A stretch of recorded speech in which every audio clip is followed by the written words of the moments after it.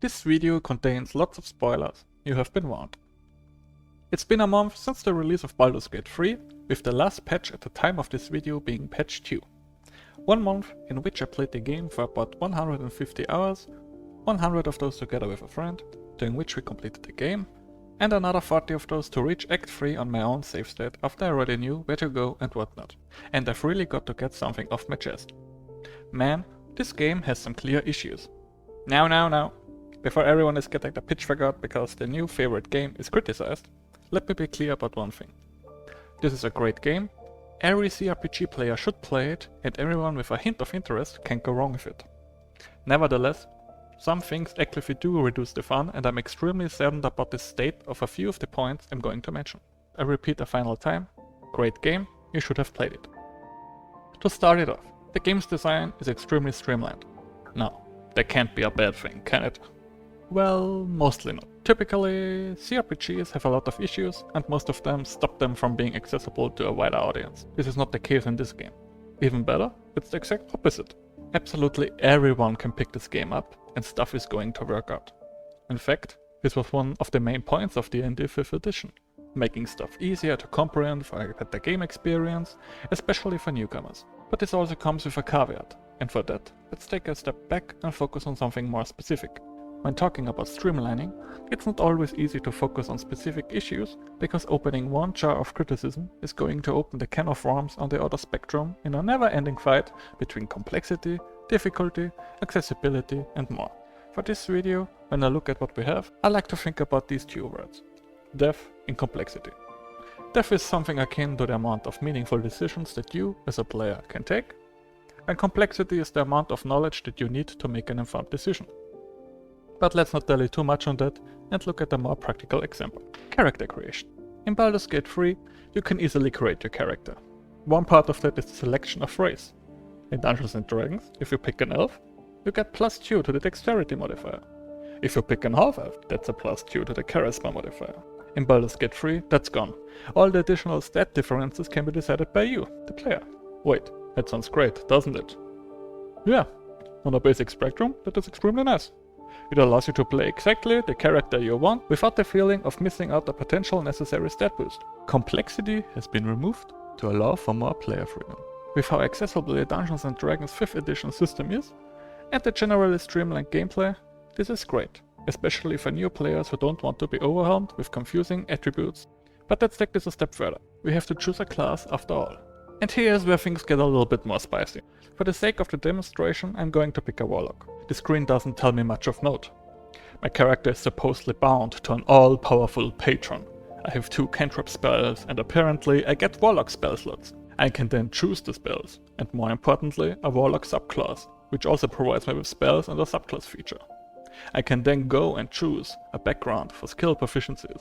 And if the warlock I want to play is someone who is proficient at being deceptive or persuasive, I have the options of being a charlatan, criminal, or guild artisan. But what now? What do I gain on my level ups? Do I get more warlock spell slots? Does my subclass actually matter? Does my background matter? Can I change my spells later on? Can I change my cantrips? No. Not all these questions might be as important as the other, but it highlights something crucial. The game is not giving you any information about what this class is going to give you. And, mind you, all this information, at least in theory, is handily available outside the game. Every D&D wiki will be able to tell you what the warlock is going to get on, for example, level 2, which are eldritch invocations, but this game won't tell you. When we think about my description of depth and complexity, or in other words, amount of meaningful decisions and the necessary knowledge for informed decisions, this is a clear case where complexity was completely removed by retaining the depth of the game. But this is different to the case of simple race selection. Here, the player does not gain an advantage by missing level up information. The player is not able to make an informed decision beyond the current implications. Every potential choice they might take is going to influence the character. The subclass is going to provide additional spells. You will get more cantrips. And, for a very specific example, on level 2, the warlock gets Eldritch invocations. One of them is called Beguiling Influence, which gives deception and persuasion skill proficiencies. Something a player might have wanted, but partly already got through the aforementioned backgrounds like the criminal. As far as I am aware, D&D would let you replace that proficiency you are gaining a second time, but not Baldur's Gate 3. So if you would want to choose that, to have both deception and persuasion proficiencies, and you picked the criminal background earlier just to have one of those proficiencies, you essentially wasted the pick. So, in other words, the game is not giving you the ability to plan anything at all. You can easily do so outside the game, but you really have to question yourself. Why the hell is it not just there? Why is there no simple optional window that shows what you're going to get on level up? I just don't understand. This is a point where the streamlining for the perfect new player experience has gone so far that everyone is directly impacted by it. Hell, just because it's a new player, it doesn't mean they don't want to know what they're going to get. Every existing player, at the same time, is being alienated by not being provided with such a simple option. The developers clearly thought that everyone that at least wants to know what they're getting damn better has to leave the game and look it up outside. That is not to say that I don't understand in part why they did it this way. If we look at another very well received CRPG, Pathfinder Wrath of the Righteous, we have the exact opposite of this problem. You are bombarded with stat increases, 26 classes each with 5 subclasses, 10 prestige classes, 20 backgrounds and more. No, and I repeat, no newer player, or at least someone casual, completely new CRPGs, is not going to be completely overwhelmed by this. They might even have a look at it and just quit on the spot. But, as with all things in life, there is a fine balance between those two extremes. And when I think of the implementation in Baldur's Gate 3, I believe this line needs to, at the very least, show what your character might gain. But when we look at the actual gameplay, the reality of it is, well, it actually doesn't matter too much. Because the game is too easy. Your experience may vary, and you might even look at this in shock because you resurrected your character's sorry dead body way too many times. But the reality is, the game is not hard. At all. I played through the game on the hardest difficulty, and except a very few key moments, most encounters are a joke. For example, you can one-shot the Act 2 end boss. You simply hasten your warrior and punch your enemy a few times and they fall over. By the way, this works with everything. Most of the time. Every time. Now, this is not a point about how awesome of a player I am. It's basically ensured that there are going to be a lot of people who will have problems in the fight, who won't understand systems, who are going to constantly fall flat and not understand what's going on, and that's absolutely fine. But somewhere in the balancing, the developers seemingly have forgotten to create a harder mode. Nevertheless, that is not the actual point. What I originally wanted to get at is that all the streamlining is further enabled by the missing difficulty, as it earlier the players won't be able to plan ahead. Well, as it turns out, planning ahead is, in fact, not necessary. It doesn't matter what class you pick, what combination you choose, and what spells you decide on. Even on the hardest difficulty, you will be able to manage whatever comes at you. At that point, this kind of begs the question. Maybe this game is balanced in a superior way because everything works? Well, no, definitely not. I would love for this to be the case and have some holy grail of balancing here, but when I'm one-rounding the final Act 2 boss, something is definitely wonky. It also begs the question if, when the player decisions on their character don't matter, how much does their identity in the world matter? But that's just some philosophical jumbo that would need an essay and add up in 2 camps anyways. So, anyways, continuing on. We were talking about combat, so let's stick to that. It's a turn-based game. And damn, the turns can take forever. And I'm not counting the moments here when an enemy is standing still for 10 seconds because the AI is screwing up. This is not a problem with, like, 3 to 6 enemies or something. But in the situations where I encounter 20 to 30 enemies at the same time, this is just terrible. And yes, such situations happen. Be it at the Goblin Camp, where no one has a lot of abilities, or near the end of the game, where everyone wants to do something fancy. And if you are already at the maximum level of 12, and have maybe done half of Act 3, if even that. The fatigue kicks in real quick. I'm not joking, at the end I just wanted the game to be over. Slogging from combat through combat without any potential gain is just a terrible experience. There was no gear I could potentially want, there was no level up I had to gain. It was just mindlessly killing and killing and killing for a bit of story. The high points of the act, various bosses or interesting fight scenarios, are overshadowed by the far amount of otherwise mindless fights. And even then, some boss fights are so underwhelming, you feel the disappointment oozing out of your pores. Vampire Lord, anyone? Seriously, Cazador was played up to be that one big ass powerful vampire, and it turned out he's a little gas bubble that bends over at the slightest third stroke. What an unbelievable powerhouse he was. Not. Now, I think it is worth mentioning that some of this is not necessarily the game's fault, but more so the underlying systems of D&D 5th edition.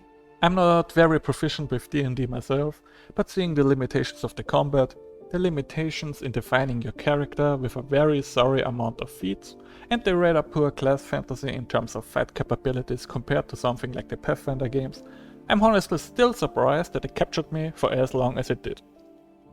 If anything needs to be said, it's that, even with all its faults, the combat systems and character systems work. This is mostly thanks to one of Larian's great strengths, which is the actual encounter design. There are very few encounters that feel like padding the game time. Nearly every fight has a narrative reason for existing, and some connection to the world. This helps to keep the encounters fresh, even though you are mostly repeating the same actions. I just said I was fatigued in the middle of Act 3 though, didn't I? Well, yes, but I'm honestly unable to pinpoint what exactly the cause of this was, because there are a few other factors that went into this. To start off, let's decouple from Act 3 for a second. The inventory management. Holy damn hells. This is just so exhausting, it's terrible. It's non-defendable. It's just plain bad. Every character has their own inventory and a maximum carry weight, each based on their strength. At the start, this is somewhat fine. You pick up too much, you shuffle around. You get back to a trader, you sell the stuff you didn't want. Typical CRPG stuff. Well, 50 hours in, things might look a bit different. Maybe you are choosing certain boss fights, so you are doing the barrel strategies which weigh a ton, or send all the camp supplies to the chest to not bother with it. Nevertheless, if you are going to keep picking stuff up, it's going to be a constant struggle to manage that inventory.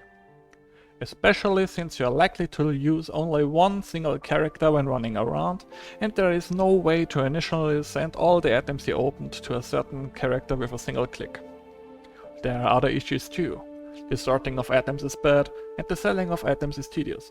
You might say, but you can add the items to the wares and sell everything with a single click. Yes, true, but adding the items to the wares is an additional step that takes time and adds up in tediousness. The whole item debacle is a repeat of the Vinci Original Sin 2, which had the exact same inventory management problems. It's just badly designed and there's no way around that. 7 health, why is there not even an option to just sell every non-magical armor and weapon at once? Why did the developers insist on making the inventory character-based and not just combine the carry capacity of the characters while carrying a combined inventory? Just look at the Pathfinder games. It's not the perfect solution either with lots of inventory management, but it's 100-fold better than whatever this wacky implementation is. Because, well, we might just be going, oh man, it doesn't sound so bad, but then you might want to switch out a character in the camp. And what happens when you switch them out? They take their inventory with them. So if you missed an item in there that you need, you're out of luck, because you either remembered which character has the item, or you will have to go through every single one, because there is no way to view an inactive character's inventory. Which brings us right into the next point. Switching out the characters. Seriously, who came up with this crap? I'm sorry, but this is absolutely ridiculous. To send a companion away, you have to talk to them in camp and tell them you want them to wait. They will have a one-liner, and you basically confirm that you want this to happen. Then you go to another companion, open the dialogue, and tell them to come with you. I absolutely understand why they did this implementation. It's extremely immersive. You're actively talking to your companions and they react, although always with the same one-liner. to you, while trying to make you feel better about your decision to let them have weight. I find it highly questionable that every single character wants to make you feel bad about being left behind. Copper for your thoughts? Oh, come on. You don't mean that. Oh, fine. I'll be here eating dirt or whatever. If I want daily emotional manipulation, I can call my ex-girlfriend. Anyways, 10 hours in, this is not too much of a problem. 50 hours later, you are starting to get absolutely sick of wasting 10 to 20 seconds running between companions, clicking for 10 seconds for the dialogue options, and rinse and repeat if you happen to search for a forgotten item. Oh, and maybe add an extra 10 seconds for searching the companion in question on your ever-changing campsite. Once again, why did they force this on you? While it has its points, there is also zero reason to not provide a convenient option when leaving the camp on which companion to take with you. Once again, look at the Pathfinder games. Whenever you leave camp, you just choose which companions to take with you. Easy. Dragon Age Origins had that too, and the developers were, as far as I know, all about how much the game inspired them. Clearly.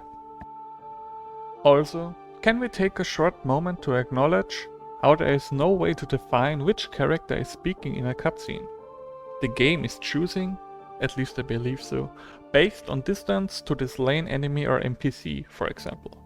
So if Astarion kills someone important with a dagger, it might be that Astarion is in the dialogue instead of my main character. Just why? In the overall sense of criticism, this once again was only a small thing that adds up.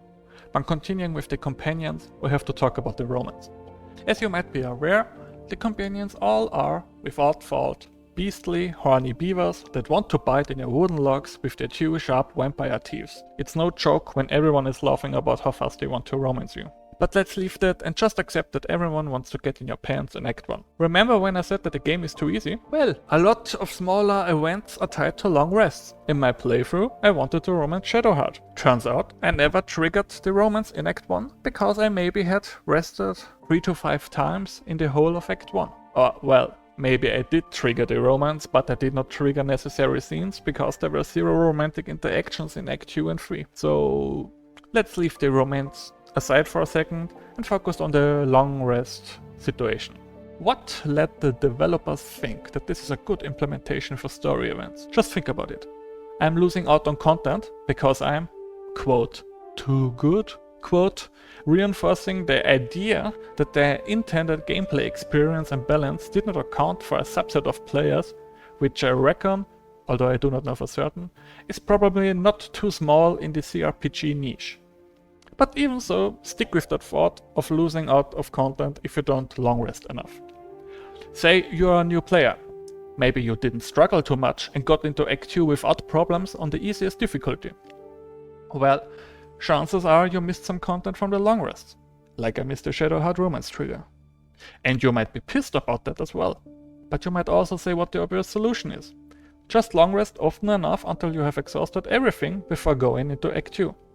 I mean, yeah, true, it's a solution. So now we have a game system implemented where the developers actively encourage you, in a role-playing game, mind you, to repeat long rests as often as you can to be absolutely sure you did not miss out on any content at the end of the respective act because you are not aware of the triggers. This is anything but role-playing. It's also tedious and at that specific point of time, bad design. Also, we need to remember something here. The main story is telling us to hurry. We are about to turn into tentacle monsters, and I'm sure nobody would want that, right? Anyways, we are supposed to be in a hurry. On top of that, in Act 1, we have to find a, quote, fast solution, quote, to the tiefling and druid problem. Because the tieflings are going to be kicked out and are going to be doomed.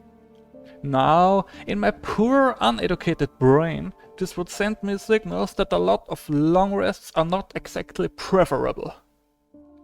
Something doesn't quite add up here, right? Let's say though you actually get the romance trigger. And you romance whoever you want. Oh, wait, right. You can romance whoever you want. Because the game is player sexual.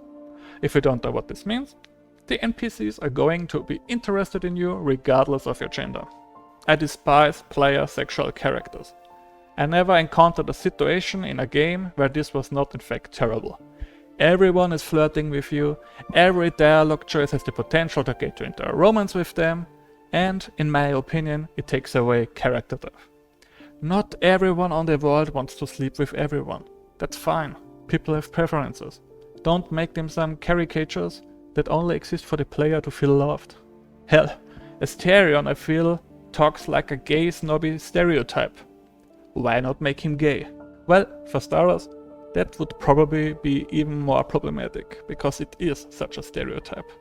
But then again, why not make him heterosexual? He has a long history of being terribly abused by his master. It's a perfect reasoning on why he does not want to be touched by men. Or, give the character even more depth, let him be player sexual, but let him work through even more troubles if it's a male identifying character who is trying to romance him, who has to actively work through this specific issue. Just don't be whatever about the player's gender.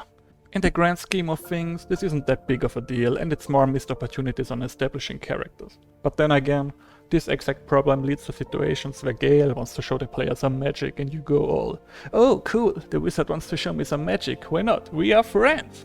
Well, damn, no, you just triggered the romance option, because why the hell would you not? Obviously, the romance writing is less than stellar, so it adds to the problem. Or maybe exactly that is the problem.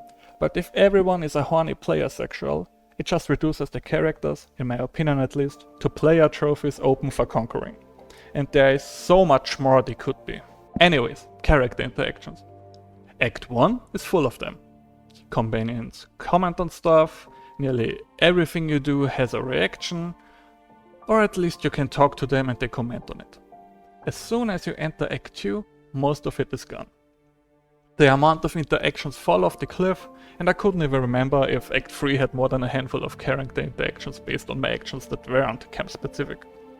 Not to mention that Minthara is bugged and most of her lines are missing, but at that point that might be the same experience as with all the other characters. It's completely understandable how, after all that early access work and the improvements, there is a bit of less of this stuff going forward. But you actively feel the difference. There is just no comparison. I understand why there is a lack of interactions, but at that point it's just kind of sad. From Act 1 you know what you could have had for the rest of the game, but it doesn't deliver that anymore. Earlier in the video we decoupled from Act 3, so let's try to get back on track. Act 1 is super polished and great. Everyone is aware of that, all the options you can take, all the reactions and the map design. Superb. But what about Act 2? Honestly, I feel it's just as good, if not better.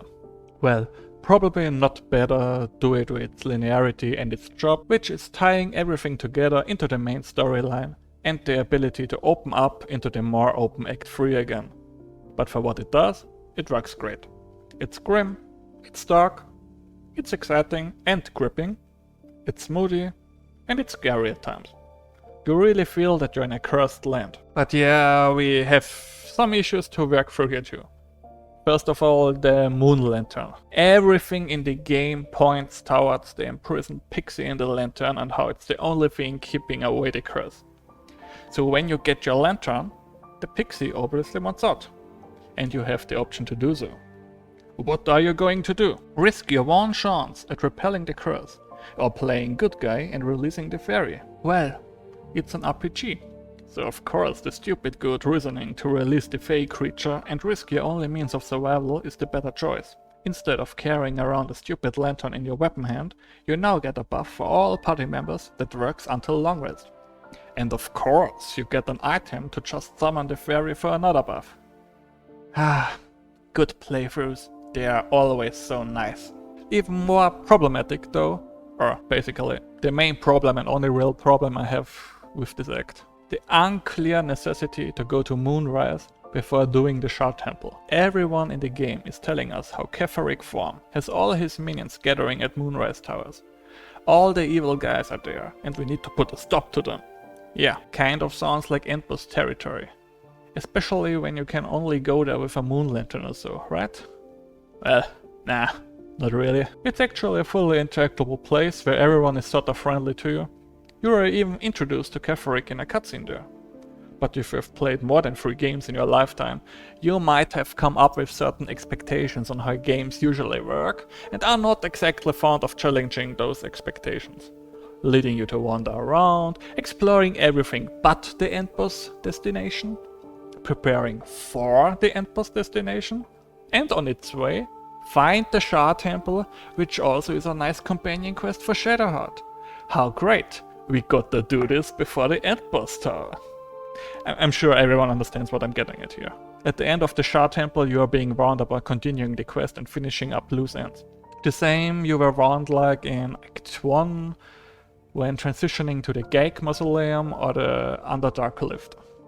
Since the tower is already ingrained as last boss territory, you are very likely to believe that the same kind of running is exactly there. And I mean, as it turns out, the tower is the last boss territory, so all your gaming assumptions theoretically were correct. Except that you should have gone there beforehand when everyone was still friendly and rescued the tieflings and gnomes who are otherwise all going to end up dead when you proceed to Nightsong. So, all in all, the direction or quest design in Act 2 could have been a little bit better. A better warning message could have sufficed too as a last resort, I think, but Now, you might say, oh, you could rescue the tieflings. They were dead because I did the evil path, ha ha ha ha. Which brings us to the evil path, the evil stupid path, because, let's be honest, if you aren't a murder hobo, this game does the exact same mistake most other games do. Being evil is not a good idea. Slaughtering the druid grove removes 2 companions, maybe 3 if you fail the Gale check, only to gain Minvara. You also lose all tiefling storylines, you also lose the halfling companion, and on top of it miss the chance to heal the Shadowland with the help of Halsin, ensuring that the Act 2 outcome is basically ruined after you sort of ruined the Act 1 outcome. Awesome. And as it turns out, you cannot really infiltrate the Absolute after all, your only potential non-stupid reasoning for the evil path, because at the end of Act 2, due to the necessity of sprawling decisions, they are converging everything into kill Catheric form anyways, brand-making you as an enemy.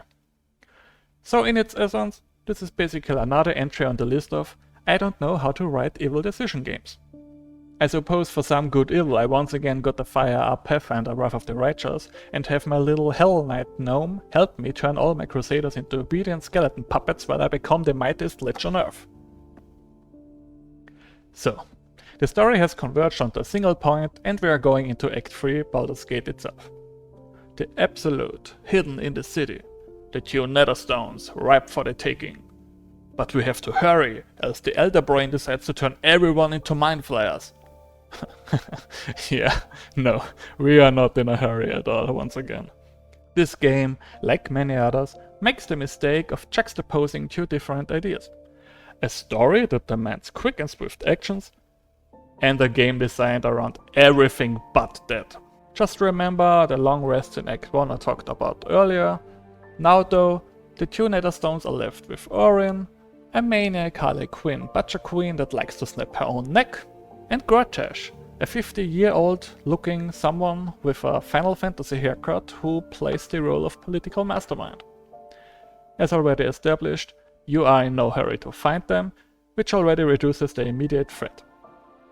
To add on, with, for example, Grotesh, you are even expected to first destroy a golem factory, so his steel golems are not able to protect him anymore.